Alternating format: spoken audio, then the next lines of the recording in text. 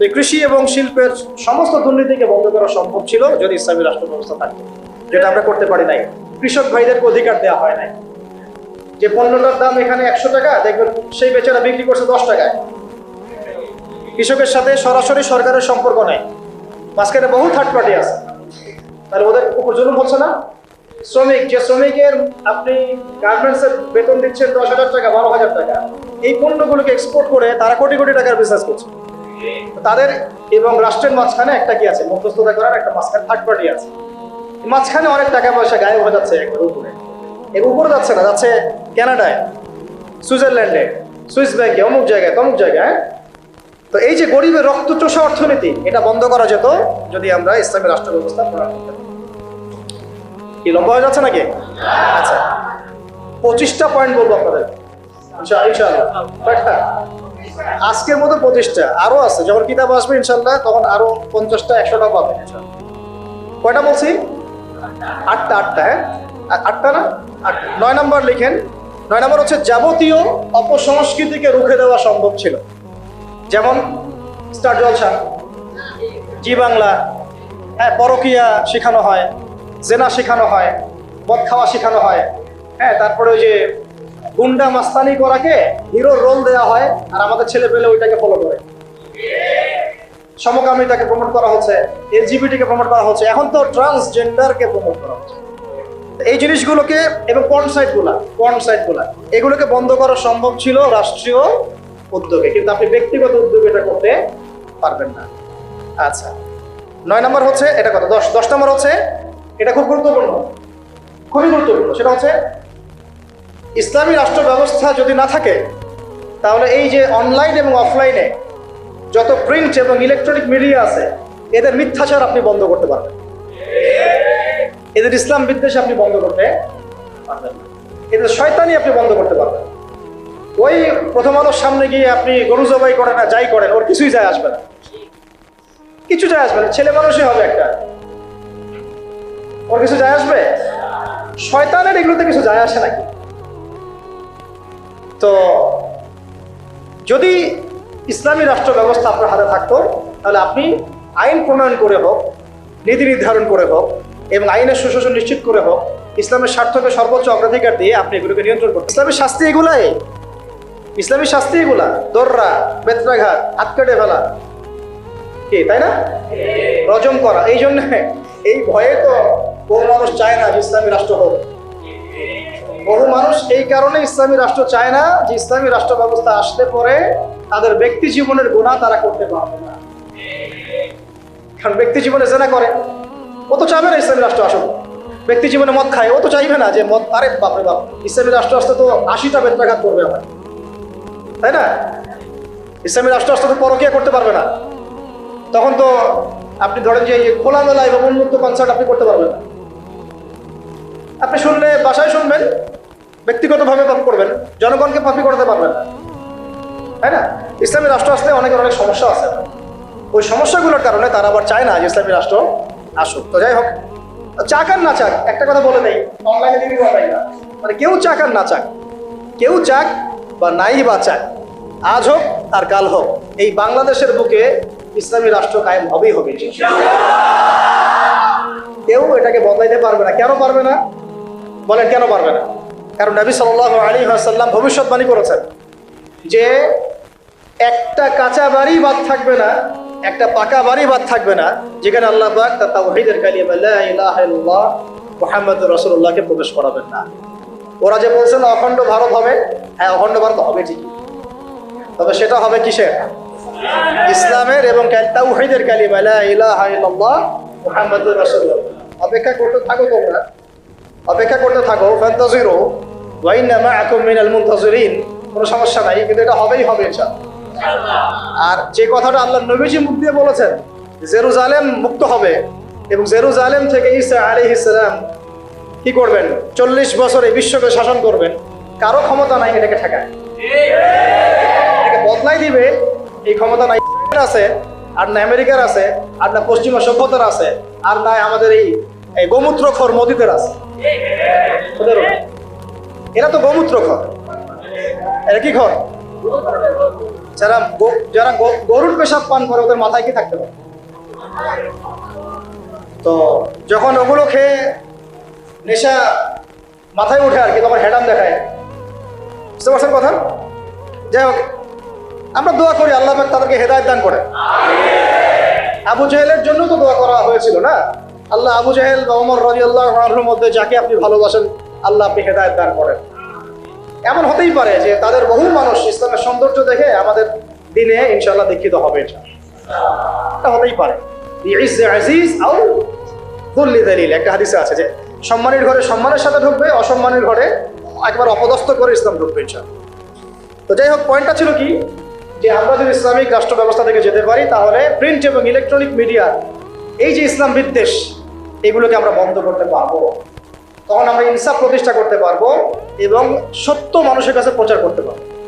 সারা বিশ্বে ইসলামকে এই যে জঙ্গি, সন্ত্রাসী এই শব্দগুলো কারা ছড়াইছে বলেন তো? এই মিডিয়ারাই ছড়াইছে। কারা ছড়াইছে? এই মিডিয়ারা ছড়াইছে। খ্রিস্টানরা ছড়াইছে। সবাই ইসলামকে জঙ্গি ধর্ম, সন্ত্রাসীর ধর্ম এগুলো ছড়াইছে না? মুজাহিদদেরকে বলেছে এরা সন্ত্রাসী। এখন পর্যন্ত মানুষ এদেরকে তারা বলে সন্ত্রাসী, আর এই জালেমকে তারা বলে কি বলে? হ্যাঁ, মানবতাবাদী না? আমাদের ভাইরা ওখানে নির্যাতিত হচ্ছে, নিপীড়িত হচ্ছে, কিন্তু আল্লাহ পাকের কাছে ওই জায়গাটা অনেক মকবুল একটা জায়গা। কেন মকবুল? আল্লাহ পাক ওই জায়গা থেকে বেশি সুহাদা নিচ্ছেন আল্লাহর কাছে, বেশি শহীদ আল্লাহ ওইখান থেকে নিচ্ছেন। তো এটা দেখে আমাদের তো রক্ত আর ঠান্ডা থাকে না, সবার গরম হয়ে যায়, কেউ দেখতেও পারি না এখন এগুলা। কিন্তু আমাদের হাত বাঁধা, আপনি কিছু করতে পারছেন না। কেন কিছু করতে পারছেন না? কারণ আমাদের হাতে করে ইসলামিক রাষ্ট্র নাই। তাই ব্যক্তিগতভাবে আপনি সেখানে কিছু করতে পারবেন না, কিন্তু ইসলামিক রাষ্ট্র ব্যবস্থা থাকলে আমরা আমাদের ভাইদের পাশে দাঁড়াতে পারতাম, আমরা মাজলুমদের পাশে দাঁড়াতে পারতাম, অথবা অন্তত পক্ষে আমরা জাতিসংঘকে চাপ দিতে পারতাম না? অথবা আমরা ইউনাইটেড একটা মুসলিম কমিউনিটি করতে পারতাম পুরো বিশ্বের শক্তিশালী মুসলিম রাষ্ট্রগুলো নিয়ে। তখন দেখতাম যে ওরা কোথায় পালানোর রাস্তা খুঁজে পায়। কিন্তু আমরা কিন্তু এটা করতে পারছি না। বরং ওরা করেছে ন্যাটোর মাধ্যমে, ওরা ঐক্যবদ্ধ জোট করে আমাদেরকে ভয় দেখাচ্ছে। তো এই জন্য অনেক কারণ আছে ভাই। এই কারণগুলো আমাদেরকে একটা দিকেই এখন নিসবত করছে যে আমাদের একটা মুসলিমদের একটা ইসলামপন্থী রাষ্ট্র দরকার, ইসলামপন্থী সরকার দরকার। আদারওয়াইজ আমরা বিশ্বের বুকে স্বাধীন হতে পারবো না। এমনকি আমরা আমাদের মাজলুম ভাইদেরকে সাহায্য করতে পারছি। আল্লাহ আমাদেরকে বোঝার তৌফিক দান। আচ্ছা, 10 নম্বর হচ্ছে, 10 না 11 হচ্ছে সমস্ত সামাজিক অশ্লীলতা, যেমন বেপরদামি, কিশোর গ্যাং, মাদকের আকড়া, জুয়ার আকড়া, এগুলোকে আপনি বন্ধ করতে পারবেন না যদি ইসলামিক রাষ্ট্র ব্যবস্থা না থাকে। 13 নম্বর হচ্ছে আইনের সুশাসন বলে একটা শব্দ শুনি আমরা। এটা গদবাদ একটা শব্দই থাকে, এর আসলে বাস্তব একটা প্রয়োগ হয় না। ধরুন আমরা দেখেছি আইনকে হাতিয়ার করে নিয়ে মানুষ রাজনীতি করেছে, ব্যক্তি আক্রোশ ঝেড়েছে এবং ব্যক্তির স্বার্থ চরিতার্থ করেছে, দলের স্বার্থ উদ্ধার করেছে, তাই না? ওলামায়ে কেরামরা কি অপরাধ করেছিলেন শাপলা চত্বরে, যে তাদের সবার উপরে 10টা 5টা করে মামলা দিতে হবে? বলেন, যারা মারলো তাদের বিরুদ্ধে মামলা হলো না, যারা মরলো তাদের বিরুদ্ধে মামলা হলো। তারা কি অপরাধ করেছিলেন?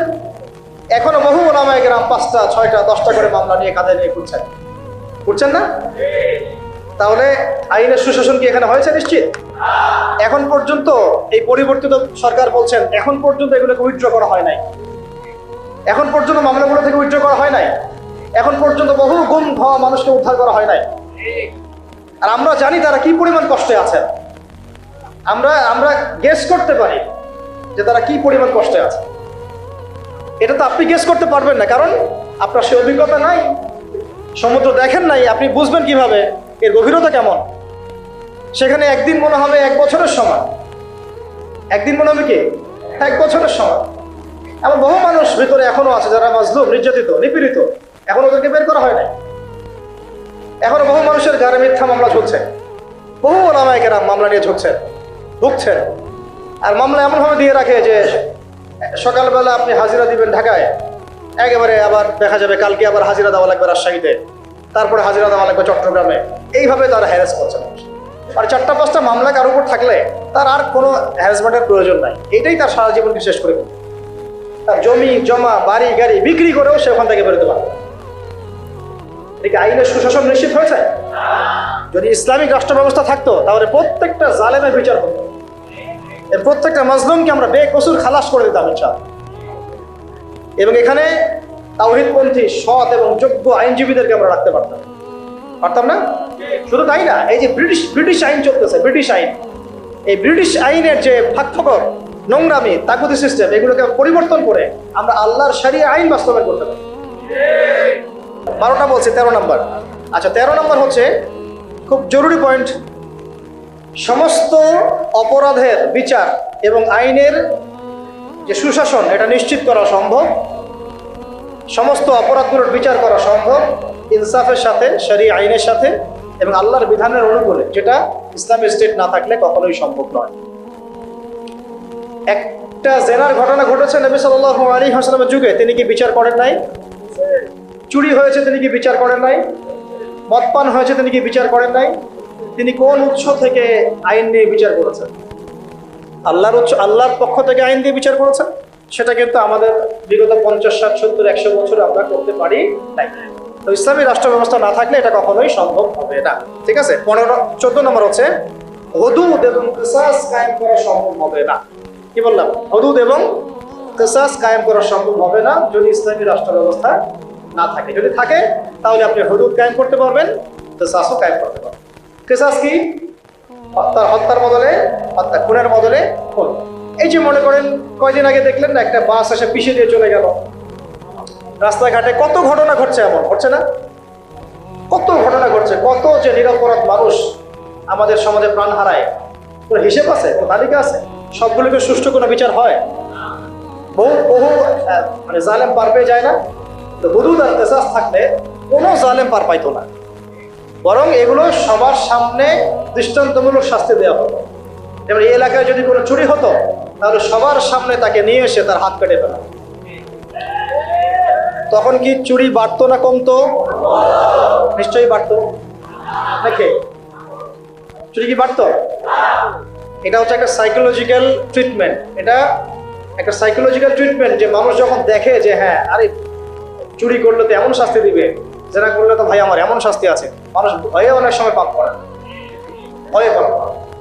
এখন জরুরি, খালি মানুষকে শুধুমাত্র আপনি মানে মিষ্টি মিষ্টি ওয়াশ করে লাইনে আনতে পারবেন না তো ভাই। ওয়াদের সাথে সাথে কি লাগবে? মেডিসিনও লাগবে। কি লাগবে? মেডিসিনও লাগবে। এই মেডিসিনগুলো দিতে হবে ওহী ভিত্তিক। আল্লাহ পাক আমাদেরকে হুদুদ এবং কিসাস কায়েম করার তৌফিক দান করেন। আচ্ছা, একটা এক্সাম্পল দেই। এই যে আমাদের ছাত্র ভাইরা শহীদ হয়েছেন, শত শত হাজার হাজার, আল্লাহ ভালো জানেন সংখ্যা কত, আমরা জানি না। আমরা কিন্তু এক্সাক্ট সংখ্যা জানি না।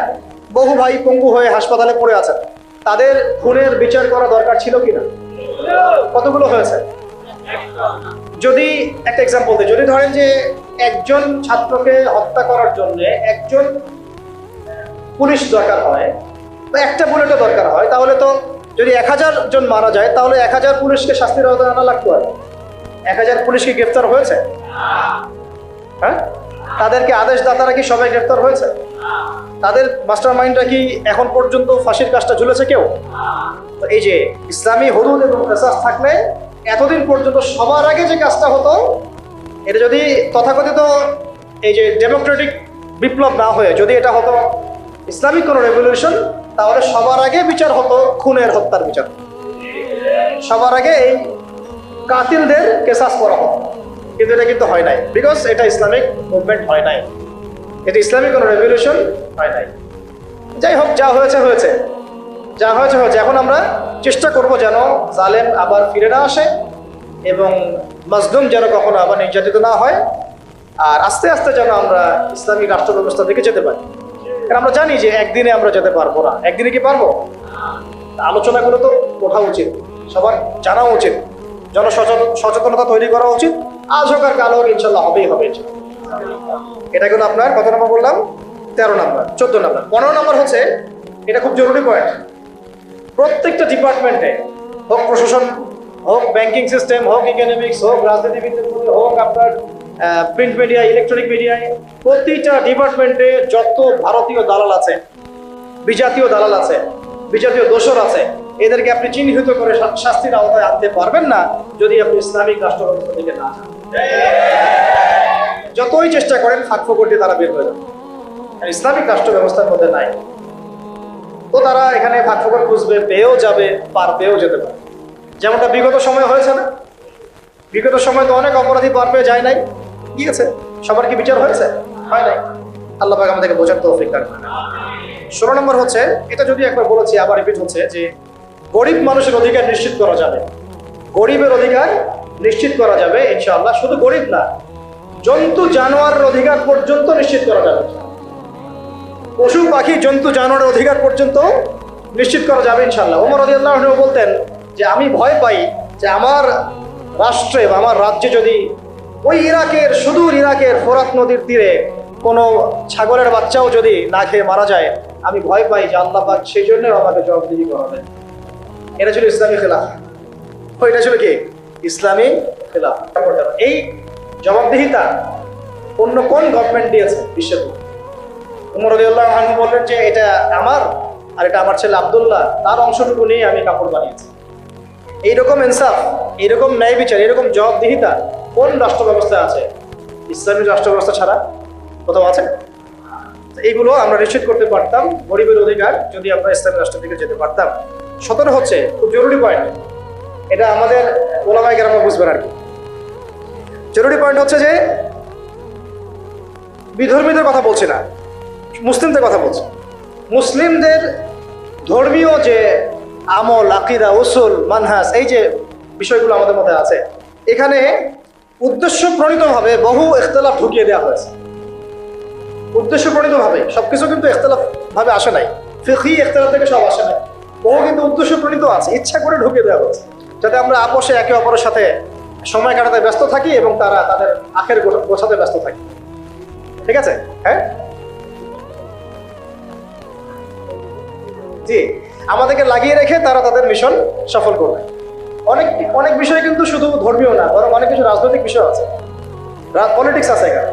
তো এখানে পয়েন্টটা হচ্ছে, ইসলামী রাষ্ট্র ব্যবস্থা থাকলে ধর্মীয়, মুসলিমদের মধ্যে যে ধর্মীয় বিভাজন, যে ইখতিলাফ, যে আকিদা, আমল, মানহাজ, মুসুলগত যে পার্থক্যগুলা, এগুলো আমরা আস্তে আস্তে আস্তে আস্তে কমিয়ে ফেলতে সক্ষম হতাম, অথবা কমিয়ে ফেলতে সক্ষম না হলেও আমরা এটাকে একেবারে সংকুচিত করতে সক্ষম হতাম। এটা আপনি এখন পারবেন। এক্সাম্পল দিচ্ছি, ধরেন যে যদি আমরা রাষ্ট্রীয়ভাবে ওলামায়ে মুহাক্কিক, যারা মুহাক্কিক ওলামায়ে কেরামদেরকে নিয়ে একটা বড় একটা প্যানেল করতাম, তাদেরকে পৃষ্ঠপোষকতা করতাম, তাদেরকে গবেষণাগার করে দিতাম, তাদেরকে আমরা আমাদের অস্ত্র হিসেবে কাজে লাগাতাম, এবং সমাজে যত বাতিল মতবাদ আছে, ধর্মের নামে হোক, অধর্মের নামে হোক, যত বাতিল মতবাদ, যত মানে শিয়াইজম বলেন, তারপরে যে কাদিয়ানি মতবাদ বলেন, তারপরে আরো যেগুলো আস্তে আস্তে ছড়াচ্ছে আর কি, হ্যাঁ, বাতিল যে মতবাদগুলো সমাজে ছড়ানো হচ্ছে ধর্মের নামে আর কি, সেগুলোকে কিন্তু আমরা মানে ওই মোনাজারার মাধ্যমে, ওদেরকে ইসলাহের মাধ্যমে, তরবিয়তের মাধ্যমে, বা তাদের সাথে লাইভ ডিবেটের মাধ্যমে বিভিন্নভাবে আমরা কিন্তু ওটাকে আলোচনা নিয়ে আসতে পারতাম এবং একটা কনক্লুশনে আসতে পারতাম যে হ্যাঁ, আমার রাষ্ট্র এইভাবে, এই ফিকহি মাসালায়, এই আকিদা, এই আমল, এই মাহরাজের ভিত্তিতে চলবে। আপোষের কিন্তু ইখতিলাফ দূর হয়ে যায়, একটা জাতিগত ঐক্য আসতে হয়। কারণ আমাদের মধ্যে কিন্তু খুব বেশি মৌলিক বিষয়গুলো নিয়ে খুব বেশি ইখতিলাফ আছে, কিন্তু ফুরুই অনেক কিছু বিষয়, তো এইগুলোকে নিয়ে আমাদের মধ্যে কিন্তু অনেক ইখতিলাফ আছে। এটাকে আমরা রাষ্ট্রীয়ভাবে সমাধান করতে পারতাম, এখন আপনি সেটা করতে পারবেন। ও ওর মতো করে বলবে, সে তার মতো করে লিখবে, সে তার মতো করে ফেসবুকে লিখবে, সে তার মতো করে একটা লাইভ দিবে, সে তার মতো করে একটা বয়ান দিবে। রাষ্ট্র চাইলে সবাইকে বসাইতে পারতো, আরে ভাই বসেন, ঠিক আছে বসেন, দুই প্যানেলে বসেন, দেখি ইলমের মাধ্যমে প্রমাণ হোক যে কোনটা হক আর কোনটা বাতিল। যেটা বাতিল প্রমাণিত হবে সেটা আমার রাষ্ট্র থেকে আমি উচ্ছেদ করে রেখে দেব। যেটা বাতিল প্রমাণিত হবে তারা রাষ্ট্রের মধ্যে এইভাবে আর এটা মতবাদ প্রচার করতে পারবে না। যারা হক প্রমাণিত হবে তারা মতবাদ প্রমাণিত হবে। আর এখানে তো যাদের মধ্যে সাহিবুল ইলম যারা, তারা তো এটাকে গ্রহণ করে নেবেন, কারণ তারা তো জানেন যে তার হক, তারা জানেন তারা হক, তারা বুঝেন তারা হক। এই হকটাকে প্রচার করার প্ল্যাটফর্ম দিতাম আমরা, যে আপনারা এই প্ল্যাটফর্মে হক প্রচার করেন। ওর আস্তে আস্তে জনগণের মধ্যে আকিদা, আমল, মানহাজ সব ইখতিলাফগুলো দূর হয়ে যায়। সব দূর না হলেও অ্যাটলিস্ট এটাকে কমায় ফেলা সম্ভব হতো এবং সংকুচিত করা তো অবশ্যই সম্ভব হতো, কিন্তু এটা আপনি এখন আর করতে পারেন, যেহেতু ইসলামিক রাষ্ট্র ব্যবস্থা আমাদের মধ্যে নাই। আচ্ছা, 17 হয়েছে না? 18 ধৈর্য আছে না শেষ? 18 হচ্ছে ইসলামী রাষ্ট্র ব্যবস্থা থাকলে আমরা বিধর্মী অমুসলিমদের মাঝে ব্যাপক দাওয়াতের কাজ করতে পারতাম রাষ্ট্রীয় উদ্যোগেই, এবং এতে করে তারাও ইসলামের দিকে আসার একটা সুযোগ পেত। আল্লাহর বান্দাদেরকে আমরা জাহান্নাম থেকে জান্নাতের পথে আনতে পারতাম। কিন্তু এখন আপনি সেটা পারছেন না, বরং তারা আপনার ঘরে এসে দাওয়াত দিচ্ছে, মানুষ মুসলিমকে অমুসলিম বানাচ্ছে।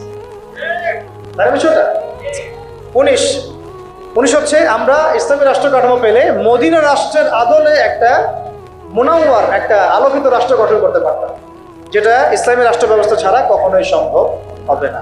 তো মদিনা রাষ্ট্র কি, এটা নিয়ে তো আলোচনা এসেছে, এটা আর আলোচনা করছি না। এটা কত হলো? 19। 20 নম্বর হচ্ছে যে মুসলিমদের, তরুণ মুসলিম যারা, আমাদের তরুণ যে মুসলিমরা আছেন, তরুণ তরুণী, আমাদের শিক্ষিত সমাজ, সবার প্রতিভাগুলোকে আমরা কাজে লাগাতে পারতাম। আমরা কিন্তু এখন সেটা পারছি না। একজন প্রতিভাবান ছেলে বিদেশে চলে যাচ্ছে, ওখানে গিয়ে ভালো চাকরি পাচ্ছে। একজন প্রতিভাবান ডক্টর বিদেশে চলে যাচ্ছে, ওখানে গিয়ে সার্ভ করছে। আমি আমার দেশের সম্পদগুলোকে সোনা বানাতে পারছি না, তাই না? তাদেরকে হীরা বানাতে পারছি না, পলিশ করতে পারছি না। সদুদ্যোগ নাই, ওর এখানে দুর্নীতি আছে। প্রতিভাবান একটা ছেলে, ওকে আমি জব দিচ্ছি না, আমার দল করে বলে ওকে জব দিচ্ছি। এই যে দুর্নীতিগুলা, এতে করে ওই ছেলে তো আর জাতিকে কিছু দিতে পারবে না। এখন রাম শ্যাম যদু মধু উপদেষ্টা হয়ে বসে আছে, তাই না? আমরা তো এগুলোর যোগ্যই না, আমরা কিনা, আমাদের তো জ্ঞান নাই, এলেম কালাম কিছুই নাই, রাম শ্যাম যদু মধু সব উপদেষ্টা হয়ে বসে আছে। একজন ব্যক্তি যে পরকীয়া শিখায়, সেও এখন নেতা হয়ে বসে আছে, তাই না? এই হলো অবস্থা। তো প্রতিভার মূল্যায়ন হবে না যদি ইসলামী রাষ্ট্র ব্যবস্থা না কায়েম। তো আরেকটা বিষয় হচ্ছে, এটা কথা বললাম 20। 21 হচ্ছে প্রযুক্তিগত যত উন্নয়ন আছে না, আপনার ইন্টারনেট সেকশন বলেন, অনলাইন সেকশন, অফলাইন সেকশনের কথাই বলেন, ইনক্লুডিং নিউক্লিয়ার প্ল্যান্টস, মিসাইলস, এইগুলো পর্যন্ত আমরা তৈরি করতে পারতাম যদি ইসলামী রাষ্ট্র থাকতো। এখন যেহেতু ইসলামী রাষ্ট্র নাই, আপনি চাইলেও এগুলো করতে পারছেন না। প্রযুক্তিগত কোনো উন্নয়ন করতে পারছি না আমরা, বরং অন্যের কাছে হাত পেতে বসে আছি। আমাদেরকে অ্যাপস দাও, আমাদেরকে সার্ভার দাও, আমাদেরকে এইটা দাও, আমাদেরকে সেইটা দাও, আমাকে ড্রোন দাও, আমাকে মিসাইল দাও, তাই না? কিন্তু দেখেন, নবী সাল্লাল্লাহু আলাইহি ওয়াসাল্লাম যখন মদিনা রাষ্ট্র গঠন করেছেন, তিনি নিজের রাষ্ট্রে এগুলো উৎপাদন করেছেন। মদিনা রাষ্ট্রের অস্ত্র থেকে আসছে, মদিনায় উৎপন্ন করা হয়েছে, উৎপন্ন করা হয় নাই। সামরিক প্রশিক্ষণ কোথায় দেওয়া হয়েছে?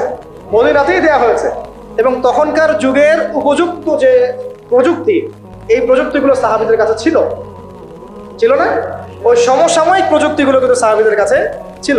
তো মূল কথা হচ্ছে কি, এক কথায় যে আমরা ইসলামী রাষ্ট্র ব্যবস্থা গঠন করতে না পারলে আমাদের দেশের মধ্যে প্রযুক্তিগত এবং সামরিক উন্নয়ন ত্বরান্বিত করতে পারবো না, বরং অন্যের কাছে আমাকে হাত পেতে বসে থাকতে হবে। তখন শত্রু আমাকে অতটুকুই দিবে যার ডিফেন্স সিস্টেম তার কাছে আছে। এমন অস্ত্র সে আমাকে বিক্রি করবে না যার ডিফেন্স সিস্টেম ওর কাছে নাই। এটা আমাদের বোঝা উচিত। আর আল্লাহ পাক কি আমাদের মাথায় কিছুই দেন নাই? আমাদের যদি প্রতিভাগুলোকে আমরা কাজে লাগাতে পারতাম, তাহলে আমরা দেশের মধ্যেই তাদেরকে দিয়েই এইসব ড্রোন, এইসব মিসাইলস, নিউক্লিয়ার প্ল্যান্টস আমরাই বানাতে পারতাম। আর আমরা যদি জিজ্ঞাসা করি আমাদের পলিটিশিয়ানদেরকে, বিগত 50 বছর ধরে স্বাধীনতা তো ধোয়া তুলতেছেন, তারপরে কি করছেন? একটা ক্ষেপণাস্ত্র তৈরি করতে পারছেন? একটা ড্রোন কি বাংলাদেশে তৈরি করতে পারছেন? একটা হচ্ছে যে অস্ত্র শস্ত্রে আমরা আমাদের সামরিক বাহিনীকে শক্তিশালী করতে পারতাম, উন্নত অস্ত্র, উন্নত সামরিক অস্ত্র, যেটা কিন্তু আমরা এখন পর্যন্ত পারি না। আমরা জানি না আমাদের আকাশসীমা কিন্তু সেফ না, আমাদের আকাশসীমা কিন্তু সেফ না, আমাদের সমুদ্র সীমা এখন পর্যন্ত আমরা বলতে পারি না যে পরিপূর্ণ সেফ। আমাদের প্রশাসনের বাহিনীগুলো আমরা বলতে পারি না সবগুলো দালাল মুক্ত, বিদেশি এজেন্ট মুক্ত, আমরা বলতে পারি না। আল্লাহ পাক আমাদেরকে এমন ইসলামী রাষ্ট্র গঠন করার তৌফিক দান করেন যে রাষ্ট্রে আমরা আমাদের এই প্রশাসনের ভাইদেরকে তাওহীদপন্থী ইমানদার বানাবো এবং সবচেয়ে সেরা অস্ত্র তাদের হাতে তুলে দেব। রাষ্ট্র যদি জিহাদ করে তাহলে ফ্রন্ট লাইনে কারো জিহাদ করবে? আমাদের এই ভাইরাই তো করবে। তো আমাদের এই ভাইদেরকে আগে তৈরি করতে হবে না? আল্লাহ পাক আমাদের ভাইদেরকে ঈমান দান করেন, বেশি বেশি আমলের তৌফিক দেন এবং তাদের মাথার উপরে আল্লাহ পাক একটা ইসলামী সরকার নিয়ে আসেন। আমিন। আচ্ছা, 22 হচ্ছে যে আমরা 23 হচ্ছে আমাদের এই পুরো তরুণ প্রজন্মকে আমরা জিহাদি জজবায় গড়ে তুলতে পারতাম। এটা কিন্তু আপনি এখন পারছেন না। এটা জজবা মানে কি বোঝাচ্ছে? জজবা মানে কি আপনি শুধু আবেগে ভেসে পড়বেন এমন বোঝাচ্ছি না, বরং আমাদের জেনারেশন রেডি তার আল্লাহর জন্য সবসময় জীবন দেওয়ার জন্য প্রস্তুত। এমন জেনারেশন আমাদের আফগান ভাইদের মধ্যে নাই, হামাসের ভাইদের মধ্যে নাই। যে কোনো সময় যদি শত্রু আক্রমণ করে তারা প্রস্তুত। এখন আপনারাই বলেন তো দেখি, যারা ভয় দেখাচ্ছে চট্টগ্রাম কেটে ফেলবো, ফেনি নিয়ে নিব, এই করব সেই করব, হাসেন না। যদি আল্লাহ না করুক, যদি তারা কোনো পদক্ষেপ নিয়েই ফেলে, আমাদের প্রজন্ম কি প্রস্তুত? আমাদের প্রজন্মের কেউ, আমরা কেউ কি AK-47 চালাতে পারি? আমাদের কেউ কি মার্শাল আর্টস জানি? আমাদের কেউ কি 10 রাউন্ড দৌড়াতেও পারি? তাহলে আমাদের কেউ কি তরোয়ালও চালাইতে পারে? অথচ নবী সাল্লাল্লাহু আলাইহি ওয়াসাল্লামের যুগে সাহাবায়ে কেরাম এক একজন সাহাবী প্রশিক্ষিত ছিল। আচ্ছা, আলী রাদিয়াল্লাহু আনহু কেমন মানুষ ছিলেন? তাসবিহ তাহলিল করতেন খালি, ভয়ে তার সামনে কেউ দাঁড়াইতে পারত, যেই দাঁড়াইতো তাকেই তিনি একেবারে গর্দান উড়াই ফেলতে পারতেন। এত প্রশিক্ষিত ছিলেন আলী ইবনে আবি তালিব। হ্যাঁ, ওমর ইবনে খাত্তাব তিনি কি শুধু কোরআন তেলাওয়াতই করতেন, নামাজই পড়তেন, তাহাজ্জুদই পড়তেন? তিনি এত বেশি প্রশিক্ষিত ছিলেন, তার সামনে 10 জন দাঁড়াইতে পারতেন। হামজা রাদিয়াল্লাহু আনহু। তাহলে দেখেন, আমাদের পুরো জেনারেশনকে দেখেন, ইনক্লুডিং আমাকে দেখেন, আমরা কি আসলেই প্রস্তুত? দেখা যায় আমাদের গতকালকে বলছিলাম যে 4-5 জন ডাকাত যদি একটা ছোট্ট ছুরি নিয়ে আমাদের সামনে দাঁড়ায়, আমাদের তো ভাই খবর আছে, ভাই কি আছে নেই, সব নেই ভাই, তা আমাকে ছাড়। বিষয়টা এমন না। কিন্তু একটা সময় ছিল যে আমাদের জেনারেশনের তরুণরা একাই 8-10 জনের সাথে লড়াই করতে পারে, ভয় করতে পারে। দেখেন, আমরা কিন্তু এরকম মানে প্রশিক্ষিত একটা প্রজন্ম করতে পারি নাই, কিন্তু ইসলামী রাষ্ট্র থাকলে আমরা পারতাম না? প্রত্যেক স্কুলের ছাত্রদেরকে আমরা কিন্তু স্কাউটের মাধ্যমে হোক বা মিলিটারিদের আওতায় নিয়ে এসে হোক একটা 6 মাসের ট্রেনিং দিতে পারতাম, কলেজের ছাত্রদেরকে দিতে পারতাম, ভার্সিটির ভাইদেরকে দিতে পারতাম। আমাদের মিসাইলস লাগবে, প্রশিক্ষণ লাগবে, ট্রেনিং লাগবে, তাই না? জাবাস, আমাদের সব অফিসার লাগবে। এই ক্ষমতা বাঙালি জাতির আছে, এই ক্ষমতা আমাদের আছে, আমাদের আর্মি ভাইদের আছে, আমাদের বিজিবি ভাইদের মধ্যে আছে, ওই কলিজা তাদের আছে ঠিকই। কিন্তু রাষ্ট্রীয় ইসলামী রাষ্ট্র না থাকার কারণে, রাষ্ট্রীয় পৃষ্ঠপোষকতা না থাকার কারণে এবং রাষ্ট্রীয় চাপ তাদের উপর থাকার কারণে তারা তাদের প্রতিভার বিকাশ ঘটাতে পারে নাই। আমি চ্যালেঞ্জ করতেছি, আপনি বিএসএফ, এই যে ভারতের বিএসএফ এর 100 জনকে লাগান বর্ডারে, আমাদের বিজিবির 20টা ভাইকে লাগান, ওরা পারবে না ইনশাল্লাহ। যদি ক্ষেপণাস্ত্র না নিক্ষেপ করে ওরা পারবে না, যদি আসমান থেকে বিমানে ওরা যদি ফায়ার না করে তাহলে ওরা পারবে না। মাঠে ওরা আমাদের 20 জন বিজিবির ভাইদের সাথে পারবে না ইনশাল্লাহ। পারবেন, আমি বলছি, গ্যারান্টি দিচ্ছি পারবে না ইনশাল্লাহ, দেখে নিয়ে। কিন্তু ওরা আমাদের উপরে মানে চড়াও হচ্ছে কিসের ভিত্তিতে? আমাদের আওয়ামদের মধ্যে প্রশিক্ষণটা নাই এবং আমাদের মধ্যে ওই প্রযুক্তি নাই, আমাদের মধ্যে ওই পরিমাণ অস্ত্রশস্ত্র, এই জন্য তারা এই দাপটটা দেখাচ্ছে। কিন্তু আমাদের আর্মি অফিসাররা, আমাদের এই বিজিবির ভাইরা, নৌবাহিনীর ভাইরা, আমাদের এই আপনার বিমান বাহিনীর ভাইরা, তারা অনেক অনেক বেশি প্রশিক্ষিত। কিন্তু আমরা তাদেরকে ওইভাবে ইমানের চর্চায় নিয়ে এসে আল্লাহর রাহে জীবন বিসর্জনের মানসিকতা তৈরি করতে পারি। আল্লাহ তাকে বোঝার তৌফিক দান করেন। তো এটা আমাদের শুধু তাদের জন্য না, আমাদের পুরো এই তরুণ সমাজ সবাইকেই এই প্রশিক্ষণগুলোর আওতায় নিয়ে আসা উচিত। কিন্তু এটা আপনি এখন পারছেন না। যদি ইসলামী রাষ্ট্র ব্যবস্থা হয় কখনো, তাহলে ইনশাআল্লাহ পারবেন ইনশাআল্লাহ। ঠিক আছে, আল্লাহ পাক আমাদেরকে বোঝার তৌফিক।